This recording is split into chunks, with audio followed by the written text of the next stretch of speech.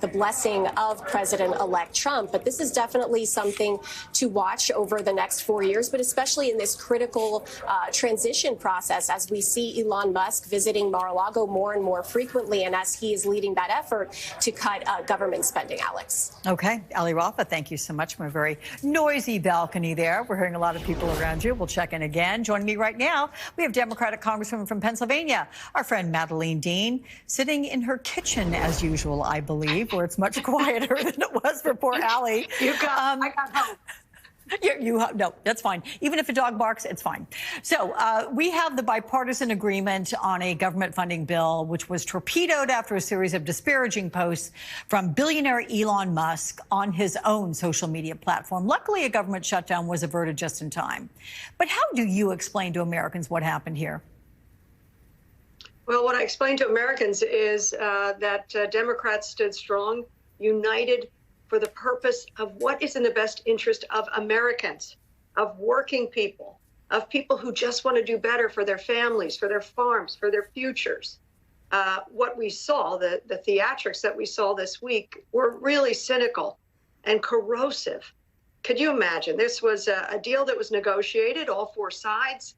Republicans and Democrats, neither side got everything that it wanted, that we wanted, that they wanted. Mm-hmm. It was a negotiated deal in good faith, blown up, literally blown up overnight by Elon Musk, and then following him, the president-elect. So Elon Musk is not elected to anything. He's just reaping the benefits of this election cycle. His net wealth has doubled since Election Day, from $250 billion to almost, 700 billion dollars. So what I would say to the American people is it's very sad. This is not the way it's supposed to work. Article 1 of the Constitution gives Congress the power of the purse. It is our responsibility.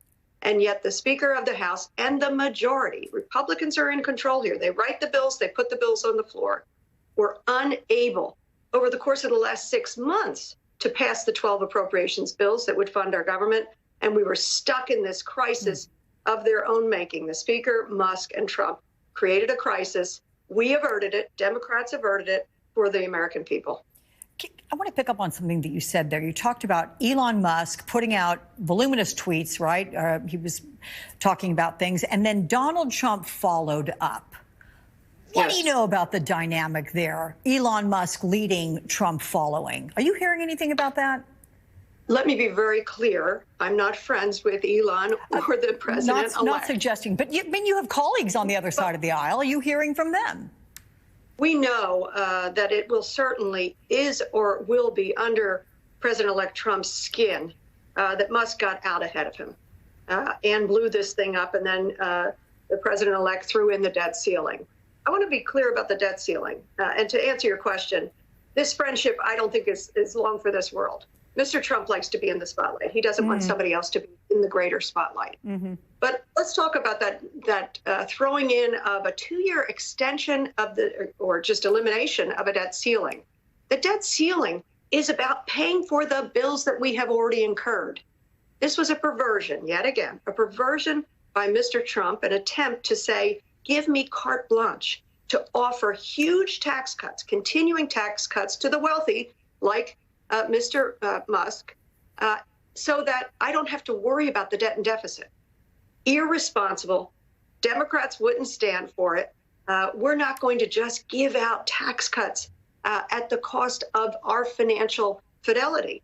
The Republican Party constantly talks about being the party that cares about debt and deficits. And yet it is Mr. Trump who blew up the deficit last time around with $2.3 trillion worth of tax cuts to the wealthiest. And he wants to do it again. Again, I hope that people take away, we made a mistake in this election by electing Mr. Trump. And thank God we have Democrats who will prepare and serve as whatever guardrails we can possibly be.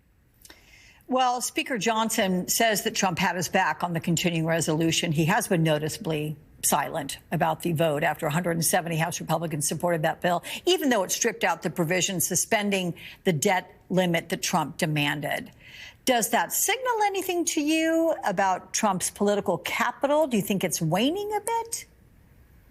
I don't know, but I do think it's interesting. You saw on the first bill that was put on the floor after the failure to put forward the agreed upon language, 38 Republicans said no. And then in the bill that we did pass late last evening, 34 Republicans said no, to a unanimous Democratic caucus who said, no, we must fund the government.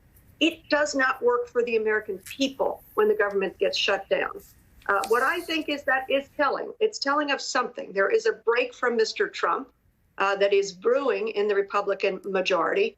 And remember, when we come back, the majority is going to be 2 seats, 2 votes. And so I think Mr. Trump and Mr. Musk are in for an interesting ride. Sadly, the American people are too. We should never have been in this position. You don't turn your term paper in one day before Christmas. This is funding the United States government. This is paying federal workers. It's irresponsible and extraordinarily reckless. Can I ask you quickly about the speaker vote 2 weeks away? How do you think it goes down? Does he stay as speaker, Mike Johnson? I don't know. I know he's going to be gravely challenged, in part because of the very slim majority that his party holds. But the other reason is take a look at these last 2 years of the 118th Congress. They have failed to govern. Effectively, you've seen it time after time, Democrats have governed to avert a shutdown, to make sure that the American people can move forward, to be sure that supplemental bills for disaster, imagine that, hurricane disasters, make sure we fund those things. For the Francis Scott Key Bridge, the things that we do as Democrats matter. And you'll see a very unified set of votes around Hakeem Jeffries. I have to tell you, his leadership has been extraordinary, along with Catherine Clark and Pete Aguilar and Ted Lieu. But the speaker faces a huge challenge. He already knows he has several votes against him. I don't know how he succeeds and becomes speaker, especially after the bungling of this week. I guess we'll find out January 3rd. Congressman Madeline.